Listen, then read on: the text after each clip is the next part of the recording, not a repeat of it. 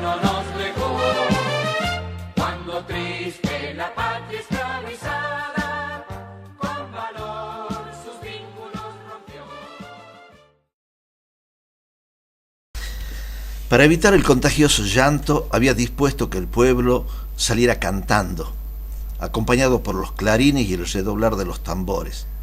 Así lo hicieron, pero igual, muchos iban llorando, especialmente las mujeres. Los hombres se mordían los labios, pero a las lágrimas no las podían disimular.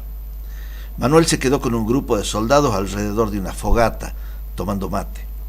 Durante una hora nadie dijo una palabra. Después, cuando la caravana se perdió de vista, Manuel ordenó: fuego a todas las casas, no debe quedar nada en pie, los godos no deben encontrar nada útil, campo arrasado encontrarán. Los soldados ya tenían preparadas las antorchas y recorrieron la ciudad quemándolo todo. Los comerciantes ya habían retirado su mercadería y los agricultores ya habían levantado la cosecha. Los campos ya habían sido incendiados. Cuando volvieron los soldados, Belgrano les ordenó que se unieran a la caravana. Él ya los alcanzaría. Se quedó una hora más orando por ese pueblo sacrificado. Los jujeños que miraban atrás, a lo lejos, solo vieron el humo que se levantaba. El abandono de la ciudad no se realizó de un día para el otro. Los habitantes tuvieron 25 días para preparar todo. Los últimos jujeños salieron el 23 de agosto de 1812. Belgrano fue el último en abandonar la ciudad.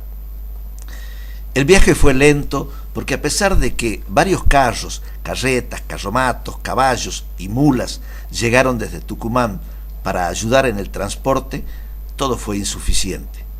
La mayoría de los transportes marcharon ocupados por cosas que quisieron salvar.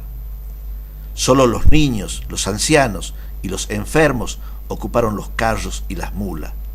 El resto de la gente caminó, muchos arriando sus animales. El primer día hicieron casi 50 kilómetros, pero al otro día estaban tan cansados que solo recorrieron 30, siempre mirando atrás con el temor de ser alcanzados por el enemigo que le pisaba los talones, igual que el pueblo de Moisés, perseguido por el ejército del faraón. Ahora era Belgrano el que guiaba a su pueblo hacia la libertad. Pero el creador de la bandera, conocedor de la historia sagrada, sabía que él no tendría un mar rojo que lo salvaría. Pero rezaba al Altísimo pidiéndole ayuda. Tal era la cercanía del enemigo que los perseguía que no se daban tiempo de cocinar, y cuando lo hicieron, alguna vez tuvieron que tirar el guisado o llevar la res sin asar por no ser alcanzados por los realistas. En la tercera jornada los kilómetros recorridos fueron menos y la gente comenzó a murmurar. Comían mal, se atragantaban por los nervios y el apuro. Las noches eran muy frías, el invierno no terminaba de marcharse, se empeñaba en acompañarlos. Al atardecer, con la última luz del día, se detenían y hacían la ronda con las carretas y los carros. Las carretas, por ser más cerradas, se las colocaba al sur para atajar el viento que sopla desde allí. Luego dejaban un espacio y, para contrarrestar la fría escarcha, hacían una ronda de fogatas y al centro, sobre el pasto, tiraban los colchones, de lana algunos, otros de guano de buey y los más simplemente un cuero de vaca. Sobre ellos, tapados con sus ponchos o mantas, pasaban las noches temblando bajo el cielo estrellado.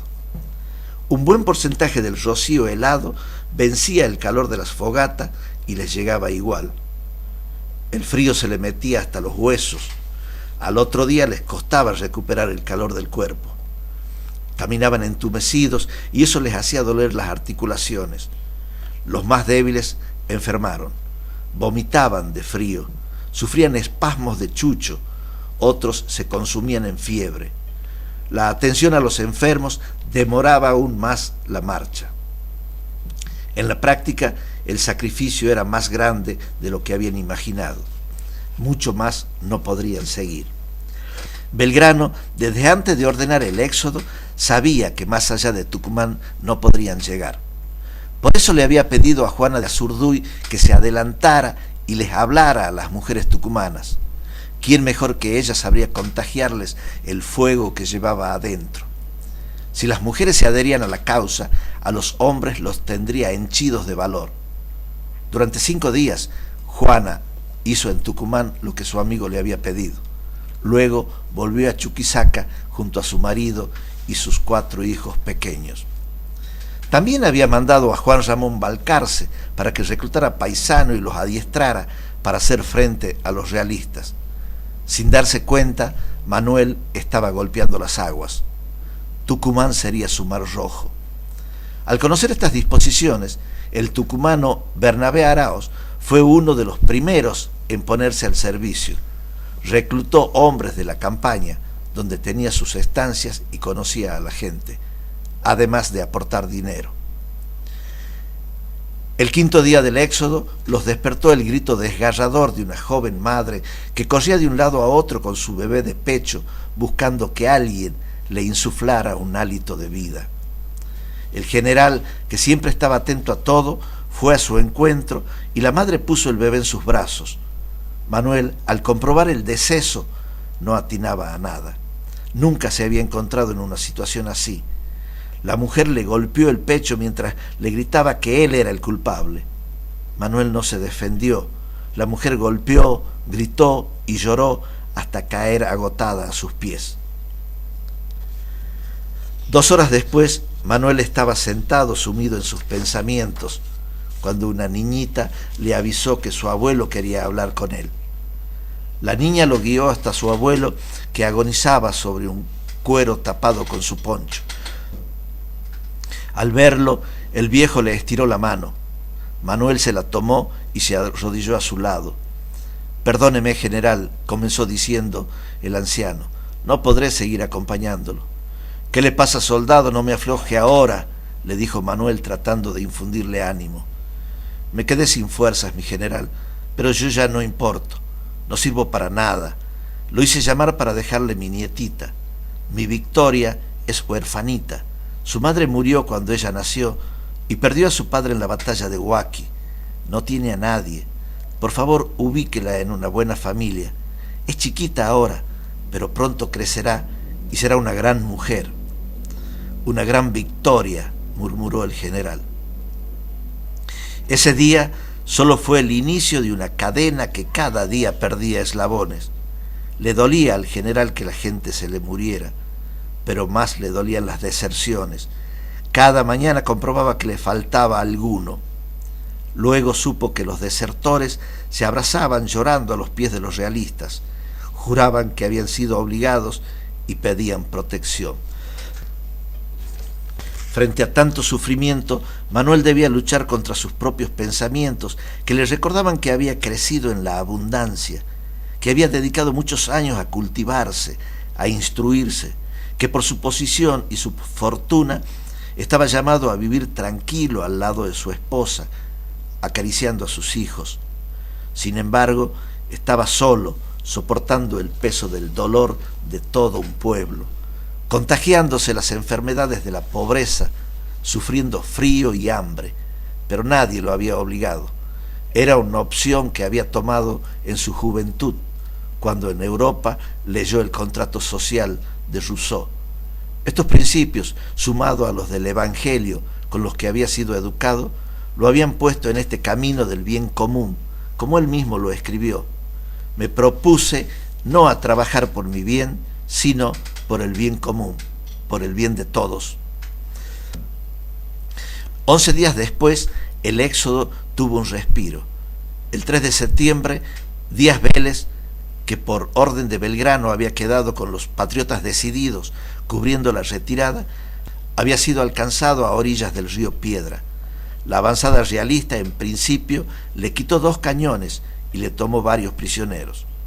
Díaz Vélez logró rearmarse y contraatacó, recuperando los cañones, los prisioneros y provocándole 20 bajas y tomándole 40 fusiles y varios prisioneros, entre ellos al coronel Huisi, jefe de la avanzada realista. Esta victoria en las Piedras fue un bálsamo para los sacrificados jujeños que no dejaban de mirar atrás.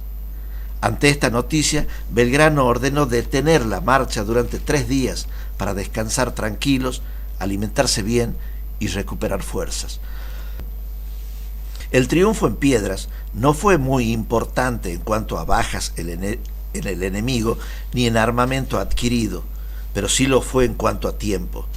El enemigo, cacheteado en su orgullo, tuvo que reorganizarse y reconsiderar la situación antes de seguir.